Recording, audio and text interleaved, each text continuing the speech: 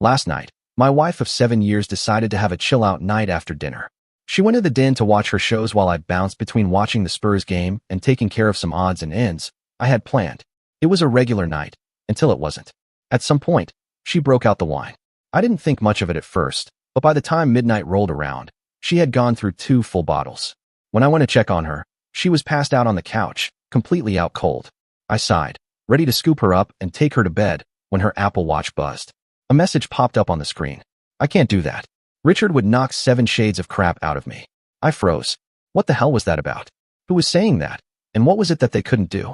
My stomach twisted as I pressed on the notification, opening up a conversation between my wife and a friend of mine. Well, not a close friend, but someone I've known since we were teenagers.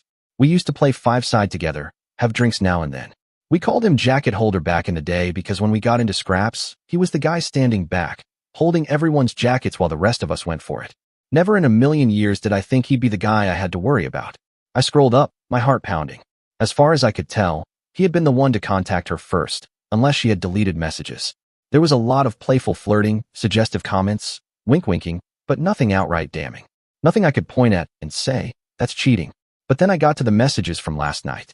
The more she drank, the bolder she became. And then, right there in front of me, my wife, started openly begging him for sex. I've always wanted you, she had written. No one would ever have to know. I stared at the words, my breath coming in short, sharp bursts. My hands were shaking as I scrolled further, reading more of her drunken confessions, her desperate, pathetic pleading. Please, just once, I need to know what it would be like. I gripped my phone so hard I thought I might break it. My mind raced, flipping between disbelief and rage. This wasn't just flirting. This wasn't harmless banter. She was begging for it. And then came the last message before he responded. If you wanted to, we could do it. No one would find out. Do you want to? That last message was the one that killed me. I'm great at keeping secrets. Those words hit me like a hammer to the chest. I tried to scroll further on her watch, desperate to find more, but either she had deleted the rest, or there was nothing else to see. And I didn't know her phone passcode. There was no way for me to dig deeper, but honestly, did I even need to? I had seen enough. I picked her up, carried her to bed like I had done 100 times before when she'd had too much to drink. But this time, there was no tenderness, no quiet amusement at her inability to hold her liquor.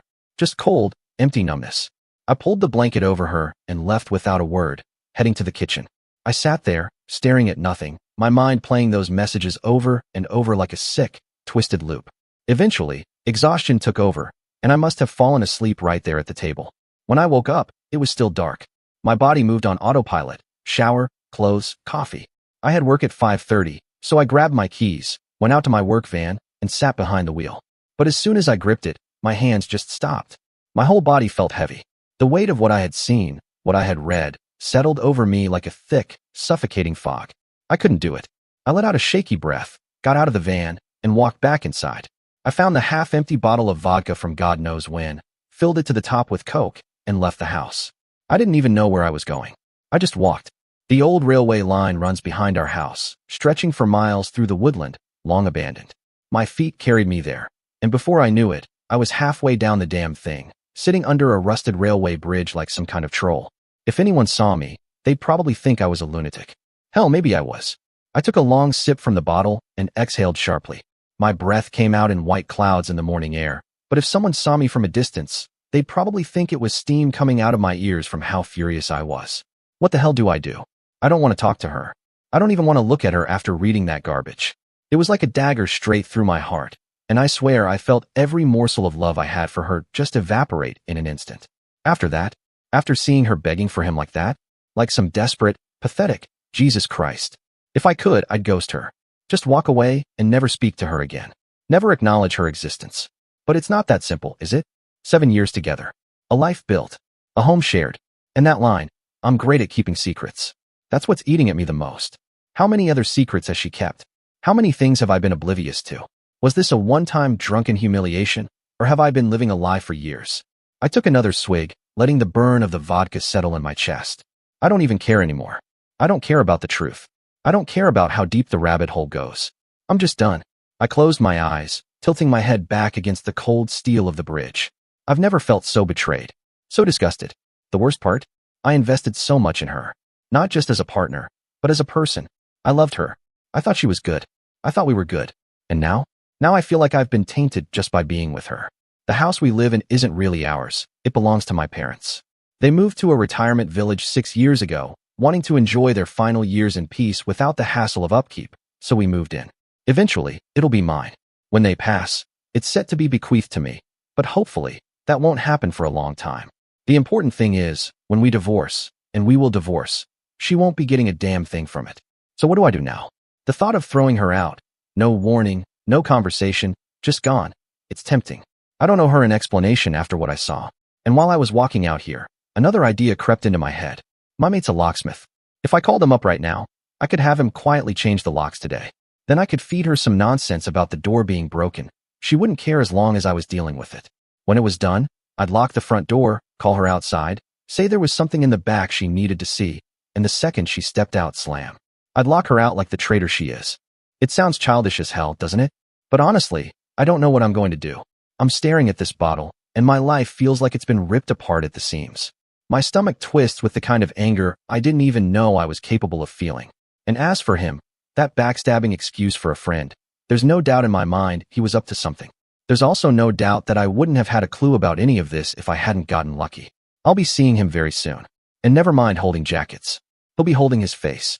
Just as I was sinking deeper into that thought, 2 dog walkers came over. I must have looked as bad as I felt because they stopped, eyes full of concern. One of them, a middle-aged woman with a kind face, tilted her head at me. "Son, are you okay?" she asked gently. I let out a bitter laugh. Not even close. They exchanged a glance, and she hesitated before sitting on the bench across from me. "You look like you're in a bad place." I exhaled sharply. I just found out my girlfriend's been cheating on me. Read it with my own eyes last night. I don't even know what to do. I held up the bottle in my hand. This was the plan for today. The woman's expression softened, but there was something firm in her voice when she spoke. "The worst thing you can do right now is drink. It'll cause carnage." Something about the way she said it, like a fact, not advice, cut through the fog in my head. She was right. If I kept going like this, I'd end up doing something stupid. Maybe even something I couldn't take back. I let out a long breath, my grip tightening around the bottle for a moment before I stood up. Without a word, I walked over to the edge of the bridge and hurled it. The glass shattered against the rocks below, the vodka splashing uselessly into the dirt. The woman nodded approvingly. "Good." I pulled out my phone and scrolled to my contacts, hovering over the one person I knew I could trust. He picked up on the second ring. "Hey, man," I said, my voice rough. "I need a place to crash." "Of course. Come over," he said without hesitation. I turned back to the dog walkers and gave them a small nod. "Thanks." And with that, I left. My friend was at work when I called him, but he told me where to find the spare key. We live in a small town of about 15,000 people, so he wasn't too far away. Once I got to his place, I let myself in, dropped onto his couch, and just sat there, trying to calm down. My mind was racing, but my body felt heavy, drained from everything that had happened. Throughout the morning, my phone kept buzzing with texts and calls from my wife. She was asking where I was and what the hell was going on. I hadn't taken my work van, so it was still sitting in the driveway, making it obvious that I hadn't left for work. I figured I needed to give her something believable, so I texted back, "Engine trouble. Got a lift to work." A few minutes later, she responded, "Okay." That was it. No concern, no follow-up questions, just okay. It made my stomach turn. Maybe she was relieved I wasn't around to see whatever she was up to. When my friend got back from work around 5, I told him everything. Every sickening detail, every text I had seen, every suspicion I had. He listened, nodding occasionally, his jaw tightening as I spoke. When I finished, I let out a long breath. "So what do you think?" I asked, leaning forward. "Be honest." He shook his head. "Mate, this is bad. Really bad. But listen, don't do anything rash. And don't say a word to anyone about him. Not yet. If word gets back to your wife, she might try to cover her tracks before you get the full picture." I clenched my fists, my anger bubbling up again. "You really think I'm just gonna let this slide?" "Not saying that," he said quickly. "But knocking the guy out doesn't do anything for you. Exposing him, though? That's a different story." He had a point, even if it wasn't what I wanted to hear. As an aside, to the people saying he had done nothing wrong, bullshit. He messaged her first. And he wasn't just making small talk. He was being flirty right off the bat. What the hell was he even playing at, messaging my wife in the first place? They barely knew each other. Yeah, 2 adults can have a conversation, but this wasn't some innocent chat between old friends. My friend convinced me to keep a low profile for now. Gather more information. Be smart about it.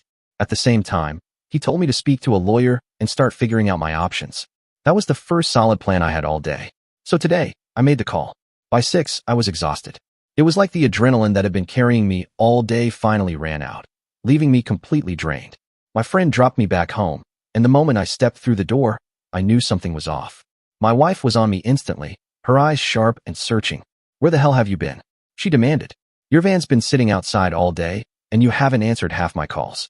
"I was at work," I said evenly, keeping my face blank. "Really?" she scoffed. "Because I called your job, and they said you never showed up." I tensed. She had checked up on me. That meant she was nervous. Guilty people check alibis. "Yeah, I worked off-site today," I lied smoothly. "Why are you checking up on me?" I asked, my voice flat. "I was too tired for this." She folded her arms. "Why do you even care?" I added, watching her closely. She huffed. "Because you left your big flask and lunch bag in the front passenger seat of your van, which you never do. And something's been up today. I can feel it." I was about to lie again, to come up with something to get her off my back, but I just couldn't be bothered anymore. I was exhausted, physically, mentally, emotionally. Keeping up the act felt pointless. So instead, I exhaled and looked her right in the eyes. "Yeah, something is up," I said. "Last night, when I was putting your drunk ass to bed, a message popped up on your iWatch. I read it. I read all of them." Her expression shifted in an instant. 1 second, she was standing there with her arms crossed, acting like she was in control, and the next, she looked like a scared little girl. Her whole body stiffened, her lips parted slightly, and her hands dropped to her sides. "You're a disgusting, cheating liar," I continued. "And I want nothing to do with you." Her face crumpled as the first sob tore through her. I didn't stick around to watch her fall apart. I turned on my heel and walked upstairs straight into the shower, letting the hot water burn away whatever last bit of emotion I had left for her. When I stepped out, she was sitting at the top of the stairs, still crying. The moment she saw me, the excuses started spilling out. "I was drunk, Richard. I was vulnerable. I've never done anything like this before." She sobbed, tears streaming down her face. "He messaged me first. I didn't mean anything by it. I was never actually going to go through with it." It was almost laughable. Everything she said was exactly what I had expected. It was like she had a playbook open in front of her, checking off every cliché excuse. The only thing she didn't do was try to blame me, which, honestly, was a relief. If she had tried that, I probably would have thrown her out right then and there. I dried my hair with a towel and looked at her with nothing but disgust. "I want a divorce," I told her, my voice steady. "And I want you out of this house within a month. You're moving into the spare room, starting tonight." She broke down even harder, but I didn't care. I walked past her, climbed into bed, and shut my eyes, ignoring the muffled sounds of her crying. That night, she slept in the spare room like I told her to. I haven't spoken to her since. Not a single text, not a single word. When she tries to talk, I just shake my head or scowl at her until she stops. I don't want to hear her pathetic explanations. If I were lucky, maybe she'd be gone by the time I got home from work. But I knew my luck wasn't that good. I started thinking about logistics, about how to actually get her out. That's when I told my parents what had happened, expecting some kind of support. Instead, my mother's face twisted in horror when I mentioned kicking my wife out. "You are not throwing her onto the streets," she said firmly. I stared at her, dumbfounded. "What?" "Richard, she made a mistake," my mother insisted, her voice softer now. "You two need to sit down and work this out like adults. You've been together for 11 years. That's not something you just throw away." I clenched my jaw, feeling my blood start to boil. "She's a cheater, Mom. What part of that don't you understand?" "She didn't actually do anything," my mother said quickly. I couldn't believe this could actually screw me over. Did I really have no right to ask her to leave just because my mother was against it? It didn't seem fair. This was my home too, and it would be my house when my parents passed. I hadn't done anything wrong. I wasn't the one who betrayed my marriage. So why the hell should I be the one to leave? It was starting to feel like this was going to turn into War of the Roses. Knowing I needed real legal advice, I made an appointment with a divorce lawyer for next week. Until then, I decided I would just keep ignoring my soon-to-be ex-wife. There was no point in engaging with her. She wasn't going to admit to anything more. Maybe she had been lying to me for years, or maybe she had just been feeding my so-called friend a bunch of bullshit to lure him into an affair. I'd probably never know, and honestly, I wasn't sure I wanted to. Now, it's been 20 days since I found out about her attempted affair, and the situation has become hellish. I gave her a month to get out, but it's obvious now that she has no intention of leaving. Not after she got into my mother's ear. And the worst part? She doesn't even have anywhere to go. But that's not my problem. I've met with my divorce lawyer multiple times now, and we're in the process of drawing up the divorce petition. Soon, she'll be served. In the meantime, I opened my own bank account and took exactly 50% of the balance from our shared account. No more joint finances. The atmosphere in the house is unbearable. The living room has turned into a no-man's land. Neither of us spends any time there anymore. Instead, we exist separately in our own corners of the house, avoiding each other like we're ghosts haunting the same space. I've started working late intentionally, just to cut down on the amount of time I have to see her. At first, I had been completely ignoring her, shutting her out like she didn't exist. But after reading about the 180, I started implementing it, being civil, but distant, cold, but not cruel. And I'm so glad I did. Ignoring her entirely had started making me feel like the villain, like I was the one who had done something wrong instead of the other way around. At least with the 180, I felt like I was in control again. The only time I broke from it was last week. I walked into the bathroom and found her sitting on the floor by the tub, crying. Jesus Christ, I muttered, stopping in the doorway. She didn't look up, just let out a shaky breath and wiped at her eyes. For some reason, maybe out of habit, maybe out of pity, I helped her up. My arms instinctively went around her, a half-hearted hug, more of a their pat than anything full of warmth. She clung to me like she was drowning. I'm so sorry, Richard, she whispered. I swear to you, I'll do anything to fix this. I said nothing. I didn't believe her. And the sad thing is, I wouldn't even put it past her to stage something like this, to sit there and wait for me to walk in so she could put on a performance. Maybe that wasn't true. Maybe she really was breaking down. But that's the kind of crap running through my head now. This whole situation has become so toxic, I can't even tell what's real anymore. She's been saying it constantly, though. I'll do anything, Richard. Anything to prove to you that it was just a silly mistake. So, I brought up the idea of a lie detector test. I had no intention of actually following through with it. I wouldn't even know where to start. I just wanted to see how she'd react. At first, she was all for it, nodding eagerly, swearing up and down that she had nothing to hide. But then, a few hours later, she came to me, tablet in hand, reading off some article about how inaccurate polygraphs are. They're not even reliable, Richard, she said, her voice rushed and almost breathless. Anxiety and nervousness can completely mess up the results, and you know I have anxiety. I could fail even if I was telling the truth. I just stared at her for a moment. And then, out of nowhere, I laughed. Not a normal chuckle, either, something between a cackle and a childish giggle. It just spilled out of me, uncontrollable, absurd. What's so funny? She asked, frowning. I shook my head, still laughing. You'd do anything to save this marriage, right? I mimicked her words from earlier. Anything, except take a lie detector test. Her face twisted, and she opened her mouth to argue, but I didn't care anymore. It didn't even matter. I meant what I said before. Whatever love I had for her evaporated the moment I read those disgusting messages. She wasn't my wife anymore, not in any way that mattered. She wasn't the person I trusted, the one I could confide in, the woman I once saw as my partner in life. Now, she was just trash. And trash needed to be taken out before it started stinking up the whole damn place. Meanwhile, Jacket Holder, the so-called friend she tried to cheat with, had become the talk of the town. After I exposed him to our friend group, he'd been completely ostracized. Nobody wanted anything to do with him. I had even tried calling him a few times, mostly just to see if he had the balls to actually face me, to own up to what he'd done. But he refused to answer. Then he blocked my number. Screw that little rat, I muttered under my breath one night, slamming my phone down on the counter. I hope it was worth it.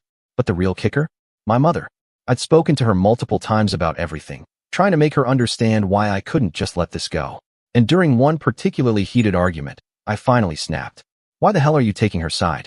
I demanded, my voice raw with frustration. Is there something you're not telling me? What do you expect us to do? Live like roommates? Pretend nothing happened? It's ridiculous. My mother sighed heavily, her expression weary. Richard, I've always seen her as the daughter I never had. I blinked. What? She hesitated, then looked away. Before you were born, I had a daughter. A stillbirth. I lost her, and it's haunted me ever since. She swallowed hard. When you brought your wife into our lives, I guess I just latched onto her. I stared at her, the weight of her words settling like a stone in my chest.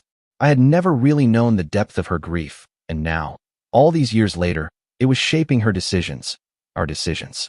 She doesn't have any family, Richard, my mother continued, her voice softer now. She barely has any close friends. If you throw her out, she'll be completely alone. And I just think, that's unacceptable, especially during a pandemic.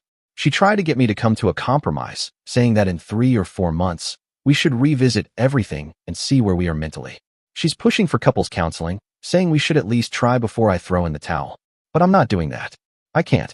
The thought of being in the same house as her over Christmas makes me feel ill. She'll want to do it up like she always does, decorations, gifts, the works, but it'll be a complete disaster. My dad, God love him, has never been much of a talker. Never up, never down, just always there. He's a quiet, proud, but timid man, and in our house, my mother's word has always been the one that matters.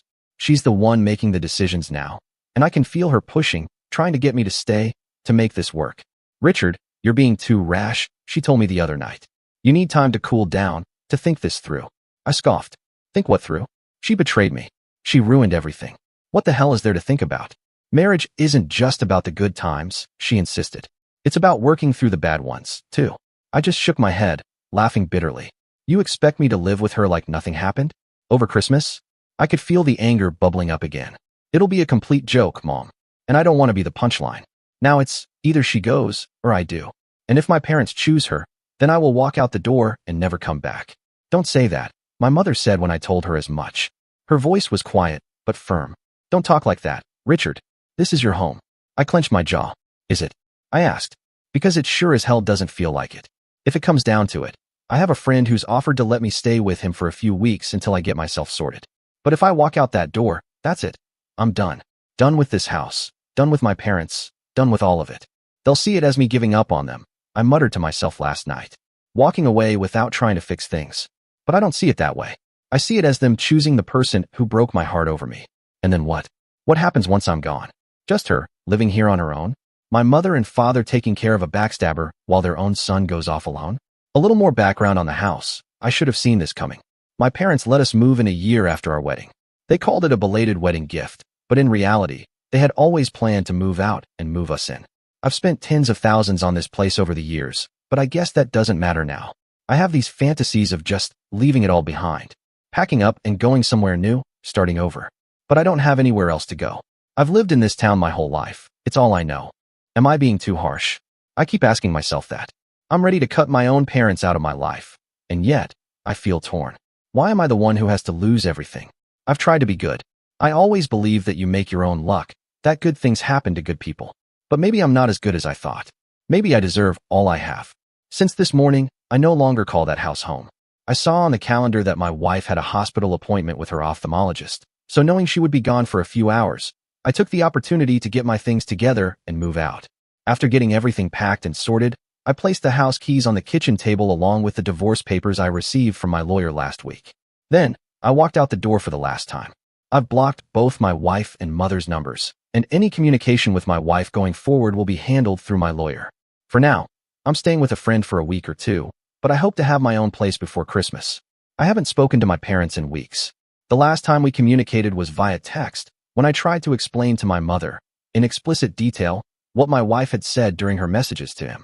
I needed her to understand why it hurt so much, why I didn't believe this was the first time she had done something like this. She told him she's great at keeping secrets. Mom, I had written. Do you get what that means? It means she's done this before. I could never trust her again. My mother's reply was short. I can't speak to you when you're like this. I'll let you cool off. Cool off. Like I was some kind of tantrum-throwing child. Like this was just some outburst I'd regret later. A few days ago, she tried to call me. I saw her name on the screen and let it ring. After today, I won't even see that anymore. I've blocked her. I feel so let down by my parents, and somehow, at this point, that betrayal feels even worse than the original one from my wife. In times of strife, you look to your family to be your rock, to stand by you, to offer support to the one who's been wronged. My parents have been weak. They've made me feel like I'm the one in the wrong, like I'm the one tearing this family apart. It's not me.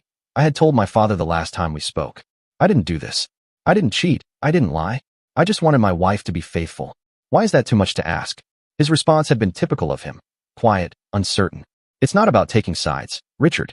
Your mother, she just thinks maybe there's a way to fix things. I had laughed at that. A bitter, hollow laugh. She does, huh? And what about you? Do you think that too? He sighed. I don't know. That's the problem, I snapped. You never know. I never asked them to move mountains for me. I just wanted them to move her out of the house. But they made their choice. My father had the chance, for once in his life, to put his foot down, to stand up for me. He didn't. People have said I gave up too easily, that I must not have really loved my wife if I wasn't willing to fight for our marriage, that I was just looking for a way out. But that's not true. I loved my wife more than anyone on this earth. And I was broken when I discovered what she was doing. I think we all have boundaries, and once those boundaries are crossed, things change irrevocably. When I read those horrible texts, something inside me shifted. It was like a spell had been broken, Like in the movies when a character suddenly wakes up from some enchantment. I fell out of love with her in an instant. Anything after that would have just been delaying the inevitable. Now that I'm gone, I can't help but wonder about the dynamic between her and my parents. Are they still supporting her, knowing that doing so has cost them their relationship with me? Do they regret their choices? Or are they just carrying on as if nothing has happened?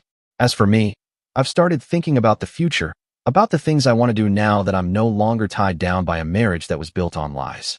One thing I know for sure, I want to travel. My wife hated flying, so most of our holidays were limited to places in southern England. Cornwall, Devon, Torquay, Newquay. They were nice, but I always wanted to see more of the world. Now I finally can. It's been over 7 months now. I thought that was it. I had made my decisions, followed through with them, and I didn't need any more advice. But this morning, I got a phone call that dragged me right back into it. I was at work when my phone rang. It was my friend. "Hey, listen," he said, his tone cautious. "Your dad's been trying to get in touch with you. He says your mom's not well. He wanted to know if it's okay to give you his number." I hesitated. My dad, he hadn't reached out in months. Not since I walked away. But my mother was in the hospital.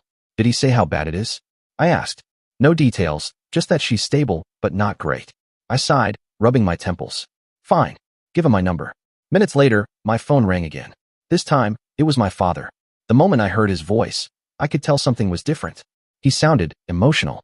My father had never been one for expressing his feelings, but there was a weight in his voice that I'd never heard before.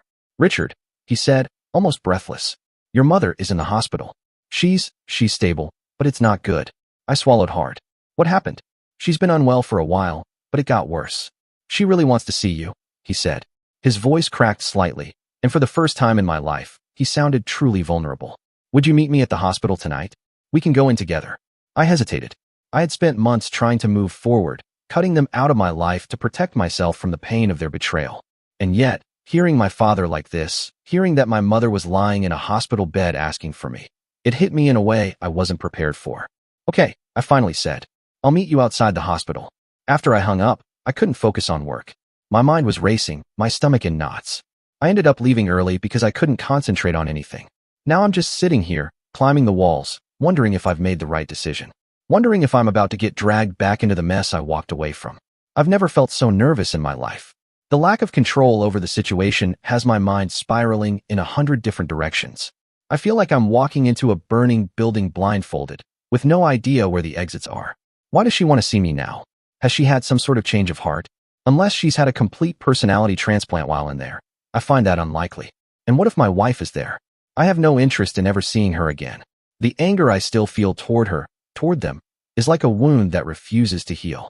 They took her side, my cheating wife's side, over mine.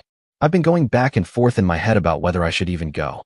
A part of me considered calling the hospital and asking if she would speak over the phone instead, but I wasn't sure if she was well enough for that, or if she would even want to.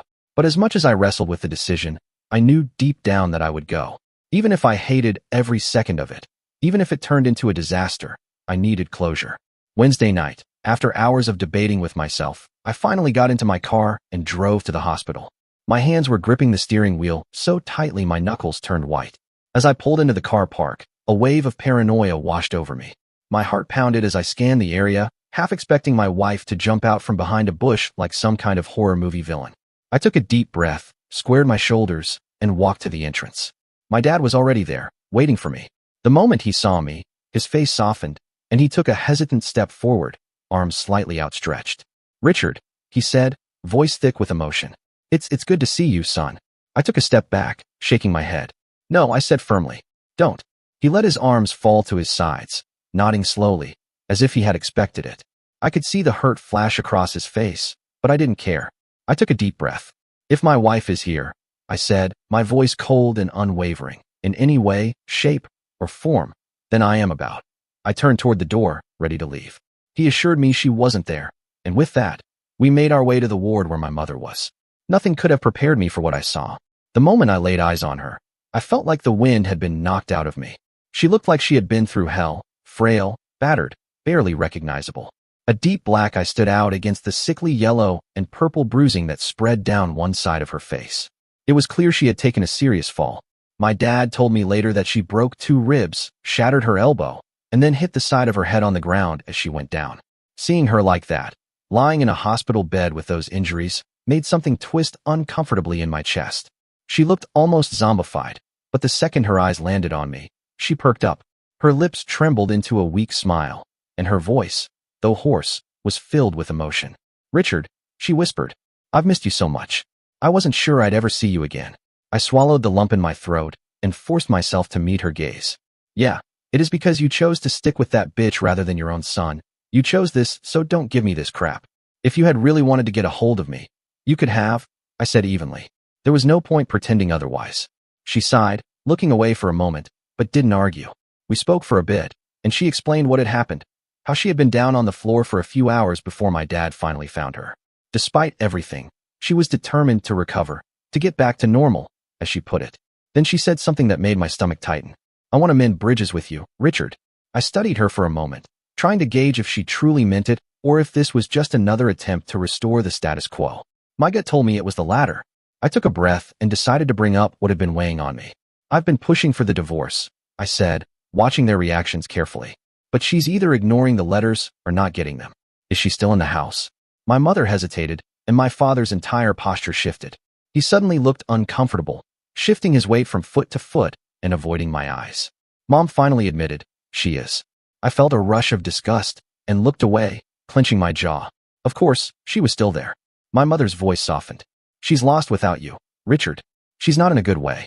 I let out a humorless laugh, shaking my head. "Right. I prefer that she gets lost and ends up in a grave, so I can piss on it. And if you keep on with this crap about that bitch, I'll make sure that you never see me ever again." At that moment, I knew. Nothing had changed. My mother hadn't had an epiphany. She hadn't suddenly seen things from a new perspective. She just wanted things to go back to how they were. She reached for my hand, her grip weak but insistent. "The house is your home, and it always will be." I pulled my hand away gently. "I don't want it," I said firmly. "It means nothing to me anymore. All it holds are bad memories." I stayed for less than an hour. When I stood up to leave, my mother looked at me with hopeful eyes, but I didn't offer her the reassurance she was clearly waiting for. Instead, I said, "If I want to get in contact, I will. But don't sit by the phone waiting for me to call. You might be waiting a while." My dad walked me out in silence. As we reached the entrance, he finally spoke. "Would you keep in touch with me?" I hesitated for a second, then nodded. "I will." Whether that was the right decision or not, I didn't know. Tom would tell. When I got home, my emotions were all over the place. Sadness, anger, exhaustion, they all tangled together inside me, making it impossible to think straight. I was glad I went, but it didn't bring the closure I had hoped for. And despite everything, I couldn't stop my thoughts from drifting back to my wife. What she once meant to me, what we once had. The pain of it all would probably never fully go away. The speed at which everything fell apart was just spellbinding. Life comes at you fast, especially when you're not paying attention. And I wasn't paying attention. Looking back, I realized how blind I was, how easily I let myself believe everything was fine. It was sheer luck that I found out about her trying to cheat on me. Nothing more than some cruel cosmic coincidence. I never saw the signs. I never put the pieces together. It wasn't until I saw something on her watch that my entire world came crashing down. Now, I know the truth. I know that it wasn't the only time. I feel it in my gut, in the way everything suddenly makes sense in hindsight. I see her for what she is, and whatever love I once felt for her is gone, replaced by nothing but contempt. I feel like she stole the best years of my life. When I think about the good times, they feel tainted, like someone else's memories, not mine. A friend of mine suggested I should see a therapist, that I need to let everything out before this changes me, before it hardens me in ways I won't be able to undo. "You have to talk about it, man," he told me over drinks the other night. "Otherwise, this will follow you into every relationship you have going forward." I nodded, mulling it over. "Yeah, I think you're right. I do feel a bit broken inside. The last 7 months have been the worst of my life. But as much as it's hurt, I'd rather have gone through it than be kept in the dark. The truth, no matter how painful, is better than a lie. I'm just struggling with the way it all played out, the sheer betrayal of it. But you can't choose the way someone screws you over. You just have to learn from it. I remember reading once that loyalty is the most undervalued character trait, and now I understand why. You don't really know if someone is truly loyal to you until they aren't. It's not something you think about every day until it blindsides you. Now, more than ever, I know how important a trait it is. But finally, there's an end in sight. I'm in the home stretch of the divorce. She signed the papers and sent them to my lawyer. All that's left now are the formalities. She sent me a message through my dad. She said she's sorry for not letting you move on. He told me over the phone that she thought she could save things, but now she knows she can't. She said she has to move on for her own well-being. I exhaled, feeling an unexpected sense of relief. Well, I know for sure that bitch moved for her own well-being with other men. It's about time she moved away from me. Maybe the Vatican should think of giving her sainthood this time. She doesn't want anything from the divorce, he continued. And she said she'll move out once she gets on her feet. That was fine by me. I'm okay with that, I said simply. I haven't spoken to my mother yet, but my dad told me she's doing a lot better since getting out of the hospital. He said getting back to some normality has helped her recover, but I don't know how things will pan out between us. I told him that if the house is going to be mine, I want them to put it in my name now, to give me some security. If they're serious about making amends, this would be a start. Then, maybe, we can begin trying to rebuild something. We'll see how that goes. But my biggest battles aren't with them. They're in my head, trying to process everything that's happened, trying to move on without letting it weigh me down. That's where the real struggle is. The brain is a strange, powerful thing. To give you an example, I can still taste the truffles I scarfed down and then threw up at my grandmother's house when I was 5. I've never touched truffles since, but if I think about it, I can still taste those damn things, even 30 years later. What does that have to do with anything? My friend asked when I brought it up over coffee. It's just, I don't want to be like that with this, I explained. I don't want to carry this pain, these memories, for 30 years and still feel them just as raw. I don't want to be one of those bitter old men who talk about how they used to be happy, used to be kind, but then life just beat it out of them. You know the type. He nodded. Yeah, the ones who let the worst parts of life define them. Exactly. I sighed. I don't want to be that person. I've started therapy, and I've spoken to a psychiatrist both over the phone and in person. It's helped more than I expected. Just being able to talk openly, to get everything out there, even if only for a little while, has made a difference. My psychiatrist said something the other day that really stuck with me. I had been complaining about how my best years were behind me, how I felt like I had lost something I could never get back. She just looked at me and said, "Your best years are the years you've got left." That hit me hard. I frowned, mulling over her words. What do you mean by that? She smiled. The past is gone. It doesn't exist except in your mind. But the here and now? That's real. And you have a choice. You can make the most of it, or you can keep living in a past that only exists for you. When I feel down, I remind myself of the things I've always wanted to do but never got around to. Traveling was one of them, and now it's finally happening. My friend has committed to coming with me, and we're booking a flight to New York at the beginning of October for a week. I'm really looking forward to it. I've always wanted to see New York when the leaves change. It reminds me of that movie You've Got Mail. There's something about autumn in the city that feels almost magical. But this trip isn't just about sightseeing. It's about moving forward. I want this to be the beginning of something. A life filled with adventure, with memories of escapades abroad. My latter 30s will be different from my early ones, that much I'm sure of. Well, that's the plan anyway. More than anything, I feel hopeful for the first time in a long time. I wake up with a lightness in my chest, a spring in my step. If that's not progress, then I don't know what is. It's now been a year. I am officially divorced. It feels like a weight has been lifted, but at the same time, there's this strange finality to it. Nearly a third of my life was spent with her, and now that chapter is firmly closed. About a month ago, I saw her for the first time since last December. I had been visiting a friend and was walking into a shop in the town center when the door swung open, and there she was. We were both wearing masks, but I knew it was her immediately. Our eyes met. She mumbled something I couldn't make out, and for a few seconds, we just stood there, staring at each other. Then I walked inside. As I wandered through the aisles, this wave of sadness hit me, sudden and overwhelming. I had to stop, take a moment, and just breathe. It was strange how, after all this time, a single glance could make it feel like I was right back at square one. Later that week, I was talking to my friend's girlfriend when she dropped a bombshell. You know, she said hesitantly, I'm pretty sure I saw your ex outside a pub in the city a couple of years back, all over some guy. I froze. What? She shifted uncomfortably. Yeah, I wasn't sure it was her at the time, and I didn't want to meddle, so I never said anything. But now, looking back, I think it really was her. I could feel my jaw tighten. You think? She sighed. I didn't want to say something unless I was certain. It's not exactly conclusive. I forced a bitter chuckle. No, but if I had known back then, I could have at least checked. Asked her where she was that night. Confirmed it one way or another. It might have saved me a lot of. I stopped myself. Heartache in the long run. Now I know why I've never liked her. One of the reasons we planned our trip to New York in October was because the travel ban between the UK and the US was supposed to be lifted in September for fully vaccinated travelers. Unfortunately, that's now been pushed back to November 8th, throwing all our plans into limbo. To make things worse, my friend can't get time off work until the new year, which means if I still want to go, I'll have to go alone. That's not exactly how I imagined this trip, This was supposed to be something we did together. I mean, you could go alone, my friend said over the phone. I know, I sighed, but it won't be the same. There was a pause. We can still go in the new year. Just push it back. I rubbed my temples. Yeah, I think that's the plan. It's just frustrating. But I guess I can't be too mad. This pandemic has been throwing curveballs left, right, and center. This is just one more. I'll get there, though. By hook or by crook, I will get there. This is just the start of my journey in that regard. On a completely different note, I've been struggling when it comes to my parents. The truth is, I feel nothing toward them. Just complete apathy. No matter how hard I try to summon something. Anger, sadness, nostalgia. There's just nothing. My dad has been trying to rebuild our relationship, but I simply don't care anymore. Richard, I just want us to talk, he said over the phone a few weeks ago. I leaned back in my chair, staring at the ceiling. What is there to talk about? He hesitated. I know I wasn't. Don't. My voice was flat. I don't need an apology. I don't need anything from you. He sighed heavily. You can't just shut us out forever. Watch me. I know it sounds harsh, but it's the truth. A while back, I said I wanted them to put the house in my name, but I never followed up on that.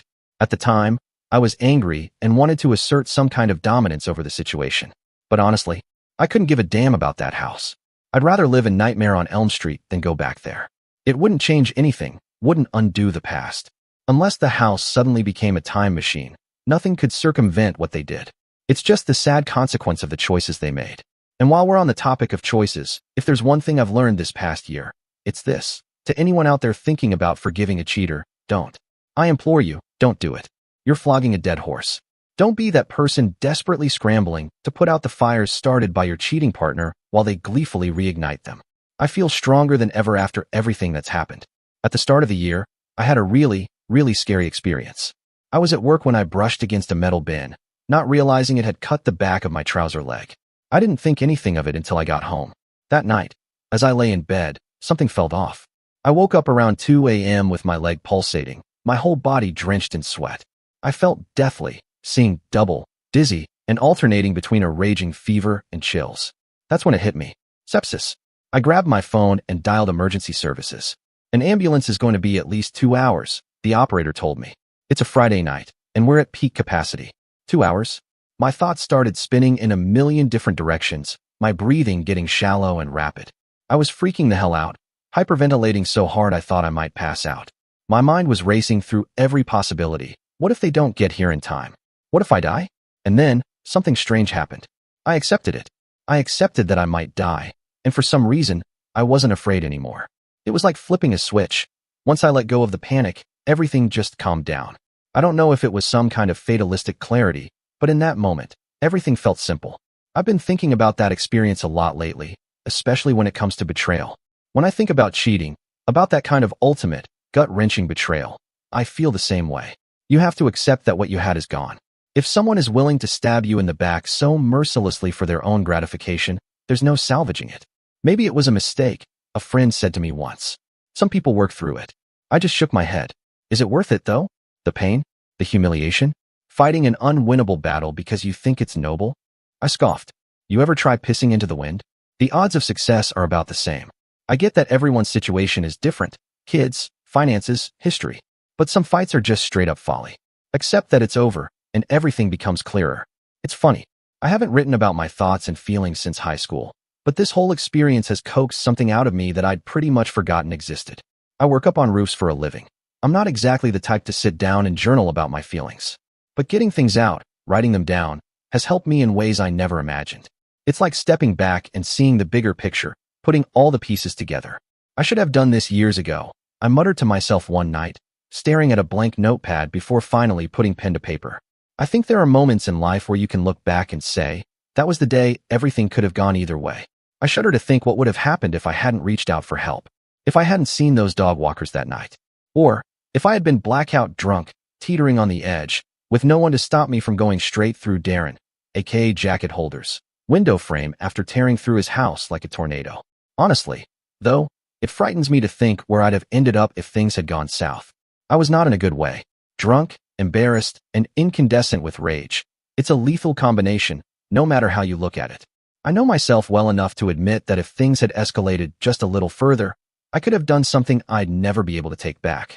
I keep replaying it in my head, the way my hands were shaking, my heart pounding, the white-hot anger blinding me to anything rational.